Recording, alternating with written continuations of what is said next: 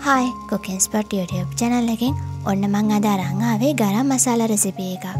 ගරම් මසාලා කියන්නේ ඉන්දියාවේ ප්‍රසිද්ධ තුන පහ වර්ගයක්. මේකෙන් අපිට බිරියානි ඒ වගේම චිකන් රෙසිපි හදන්න පුළුවන්. මුලින්ම මේ විදිහට කොත්තමල්ලි, ඒ වගේම ගම්බිරිස්, bay leaves, ඒ වගේම කුරුඳු පොතු, සාදික්කා, වසාවාසි, ඊළඟට සූදුරු, ඒ වගේම මාදුරු, කරඳ මුංගු, කරාබු නැටි, ස්ටාර් ඇනිස් මේ ඔක්කොම වගේ එකතු කරගත්තා.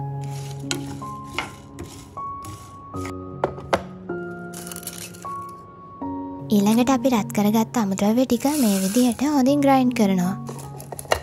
ඔන්න මං එහෙනම් ගරම් මසාලා එක හදාගත්තා. ඔයාලටත් මේ වගේ ඉක්මනින්ම ගරම් මසාලා රෙසිපි එකක් ගෙදරදිම හදාගන්න පුළුවන්. මේ වගේ තවත් රෙසිපි වලින් අපි හම්බ වෙමු. එතකන් Cooking Spot YouTube channel එක subscribe කරන්න අමතක කරන්න එපා.